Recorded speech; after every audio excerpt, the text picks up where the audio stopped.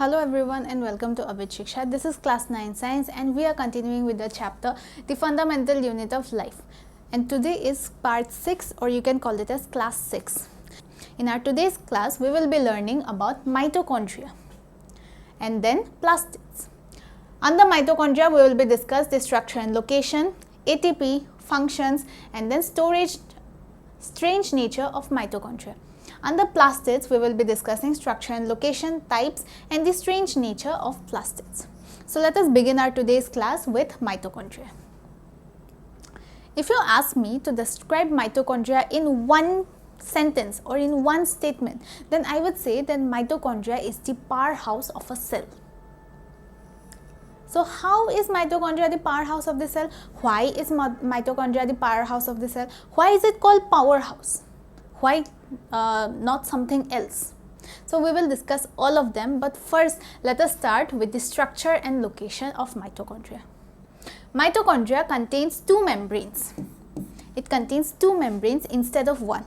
Most cell organelles contain one membrane, okay, and that one membrane can be either singly layered or double layered, but mitochondria has two membranes instead of one. The outer membrane, how does the outer membrane look like? The outer membrane is very porous. The outer membrane is very porous, while the inner membrane is deeply folded. Outer membrane is porous, as you can see in the figure as well. See, this is the mitochondria. It is known as the powerhouse of the cell. The outer membrane, this is the outer membrane. OM stands for outer membrane. It is very porous, and the inner membrane, see, this is the inner membrane. Inner membrane. The inner membrane is deeply folded. Why is it deeply folded? What is the need of these folds? You see, when anything is deeply folded, meaning its surface area tends to become large. Okay, so the deep folds provides a large surface area for certain activities. For what activities? For ATP generating activities. So the folds, they are known as, or they are called as cristae. The folds, they are known as cristae, which creates a large surface area. It creates a large surface area for ATP generating chemical reactions. Functions. Under functions, we need to know that mitochondria releases energy needed by the cells in the form of ATP.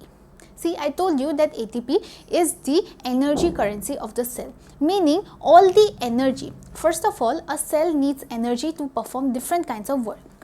Different kinds, okay, from the smallest work to the biggest work, for different kind of works, for different kind of chemical or physical reactions. For all of that, a cell needs energy, okay. And how do they exchange energy? With the help of energy currency. This energy currency is ATP. Mitochondria releases energy needed by the cells in the form of ATP. This energy is then used up by the body for making new chemical compounds. It is used up by the body for making new chemical compounds and for mechanical work. So all the ATP that the mitochondria releases, the body will take up the energy from that ATP and utilize it for different kinds of work, for making new compounds and for different other mechanical work. So this is all about mitochondria, ATP and its functions. Plastids is our next cell organelle. Here I have also attached a picture for your help. Okay, so remember cell wall, we were studying cell membrane and cell wall, and when we were studying cell wall, I told you that cell wall is exclusively present in plant cells. Okay, just like that, plastids is a cell organelle which is exclusively present only and only in plants. So our first point says that plastids, they are present only and only in plants. They are membrane-bound organelles which consist of numerous membranes, okay, which consist of numerous membrane layers embedded in a material called stroma. So in short, we can say that plastid is a membrane within membranes, okay, and it is only and only present in plants, meaning we will not find it in animal cells, we will only and only find it in plant cells. Now let us move on to types of plastids. Majorly, in a broader sense, plastids can be classified, or plastids are divided into two types. We have number 1 chromoplast, and number 2 we have leucoplast. So what does chromoplast stands for? Chroma means colors, okay. Plastids, let us just relate plast with plastids, okay. So chromoplast, colored plastids. Chromoplast equals to the colored plastids responsible for giving various colors. As the name suggests, its work or its main function is to impart color. All the various colors that we see in plants, fruits, vegetables, all of that is because of chromoplast, because these are the colored plastids responsible for giving various colors, okay. Next we have leucoplast. Leucoplast is the white or colorless plastids, okay. It does not impart any bright colors like red, yellow, blue, green. It does not impart any dark colors, but it is responsible for white or colorless plastids. And since they are not imparting any heavy or any dark colors, that's why they are responsible for storage of materials such as starch, oil, protein granules, and many more. So what is leucoplast?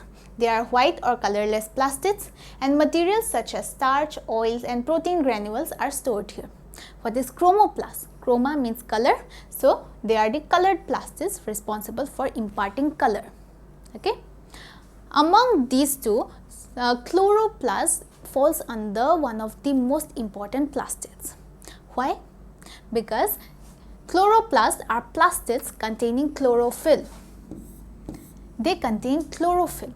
Chlorophyll is a green colored pigment, okay. Chlorophyll is a green colored pigment, and this green colored pigment, this chlorophyll, helps in photosynthesis, which is the main process that a plant undergoes for its own food making. It is a process that a plant undergoes for food making. Apart from chlorophyll, that is the green colored pigment, apart from chlorophyll, they also contain various yellow or orange pigments. So it is not fixed, or it is not strictly said that chloroplast only contains chlorophyll. It is not that they will only contain a green colored pigment. Apart from chlorophyll, they may also contain yellow and orange pigments, okay. So this is all about the types of plastids. Under summary, we have number 1, mitochondria, the powerhouse of the cell. Sometimes questions may be put up as which cell organelle is nicknamed or is known as the powerhouse of the cell. So the answer should be mitochondria. Mitochondria, the powerhouse of the cell, has two membranes. The outer membrane is porous and the inner membrane is deeply folded. Why is it folded? Because it needs to provide a large surface area for ATP generating processes. The folds of the inner membrane contains a large surface area for ATP generating chemical processes, just like I said. Then we have plastids. Plastids are present only in plants. Always remember, not in animal cells, we will find it only in plant cells. They are of two types, which is chromoplast and leucoplast. Chromo meaning chroma, that is color. These are the colored plastids, and leucoplast, they are white or transparent plastids. They do not impart any deep or major colors, but they are responsible for storage of many things. For example, fats and proteins, oil, fats, proteins, things like that. Then chloroplasts are chlorophyll containing plastids, one of the most important plastids, the chlorophyll containing plastids. And what is chlorophyll? It is a green colored pigment which is very helpful in photosynthesis. Apart from chlorophyll, it may also contain some other pigments which are yellow and orange, okay. And then the last point is both mitochondria and plastids, they are very strange. Why are they strange? Because they have their own DNA and their own ribosomes. And since they have their own ribosomes, they are capable of making some of their proteins. Okay. So this is all for our today's class. In our next class, we will be continuing with this chapter and we will be continuing with the cell organelle part. So this is all for today. Thank you for joining our today's class, and I will see you in the next.